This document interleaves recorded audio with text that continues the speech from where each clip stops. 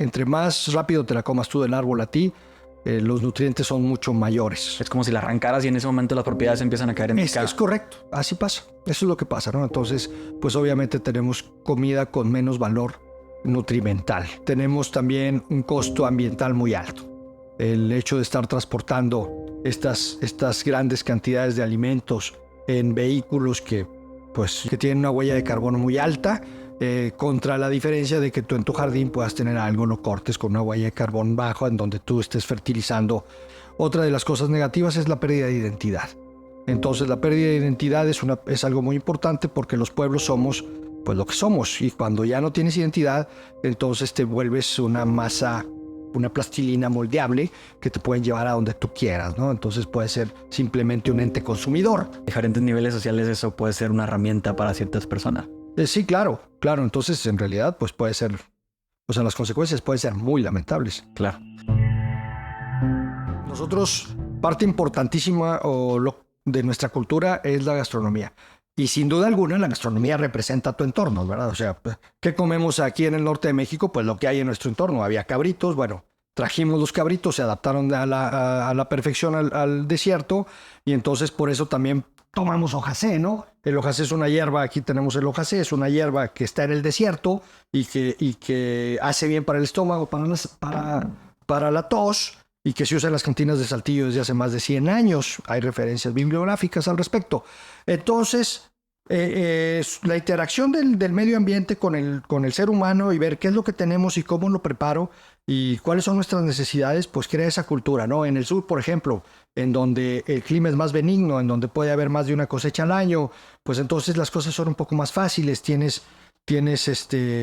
No tienes problema por la comida, porque la comida está mucho con mayor disponibilidad, no como en el norte. Tienes que guardar, tienes que trabajar duro, Entonces, todo eso te va dando una cultura, también se expresa la cultura del ser y se va construyendo, ¿no? Entonces, en el mundo, pues obviamente, todo el mundo, pues puedes ir a ver, y por eso hay esas grandes diferencias en las cocinas mundiales que son muy atractivas, ¿no?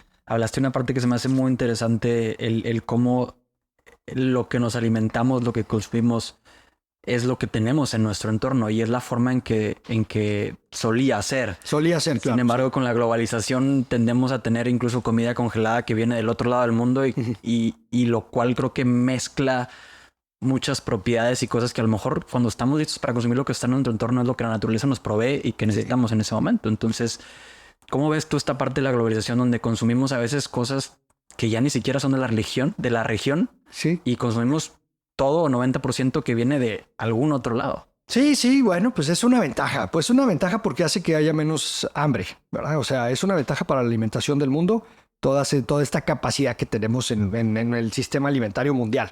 Sin embargo, hay nuevas tendencias en donde se regresan los microhuertos, se regresan los huertos familiares, a los huertos comunales, precisamente para tener contacto con la tierra, para que lo que hay en la tierra te nutra a ti, que por lo regular hay una conexión. Exacto. Entonces, pues todo esto, volvemos a lo mismo, al yin y yang, ¿verdad? O sea, la balance. Tenemos la ventaja de, por ejemplo, ahora poder cocinar en Saltillo con albahaca, como si fuera una hierba local.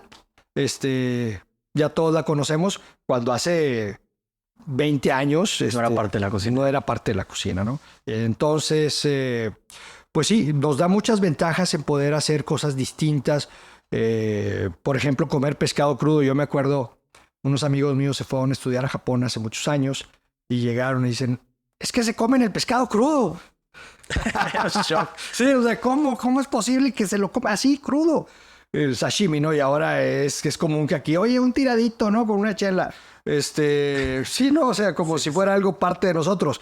Y bueno, todo eso nos va llenando y va creciendo nuestra gastronomía. Y ahora tenemos una gastronomía global.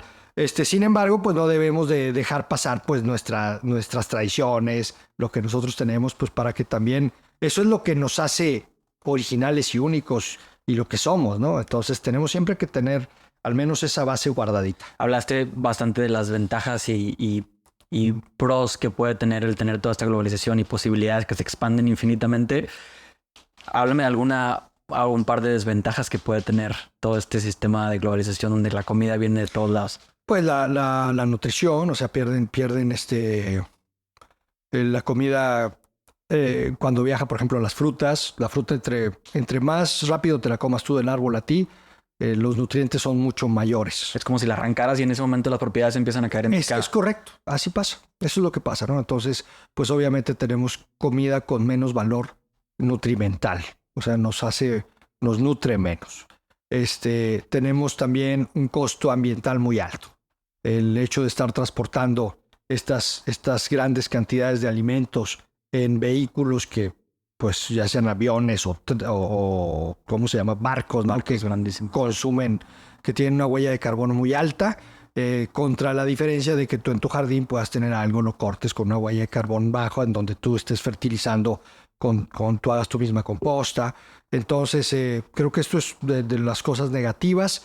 Otra de las cosas negativas es la pérdida de identidad. Entonces, la pérdida de identidad es algo muy importante porque los pueblos somos pues lo que somos. Y cuando ya no tienes identidad, entonces te vuelves una masa, una plastilina moldeable que te pueden llevar a donde tú quieras, ¿no? Entonces puede ser simplemente un ente consumidor, en vez de un ente propositivo, transformador. Que a diferentes niveles sociales eso puede ser una herramienta para ciertas personas. Sí, claro. Entonces, en realidad, pues puede ser, o sea, las consecuencias pueden ser muy lamentables. Claro.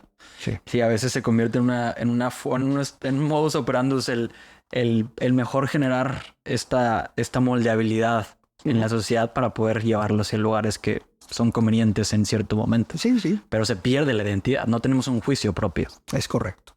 Así es. Y es con la gastronomía, ¿no? O sea, por eso nos gusta tanto la gastronomía y qué bueno que en México tengamos tan fuerte nuestra gastronomía, ¿no? Fuimos la primer gastronomía en el mundo que fue nombrada por la UNESCO Patrimonio Mundial de la Humanidad, antes que la francesa o que la china, ¿no? No quiere decir que seamos mejores, ¿no? Cuando te dicen, oye, ¿cuál es la mejor cocina? Pues bueno, compadre. Todas tienen lo suyo. Pues claro, o sea, imagínate si China tiene 7,000 años de historia, pues imagínate su gastronomía, ¿no?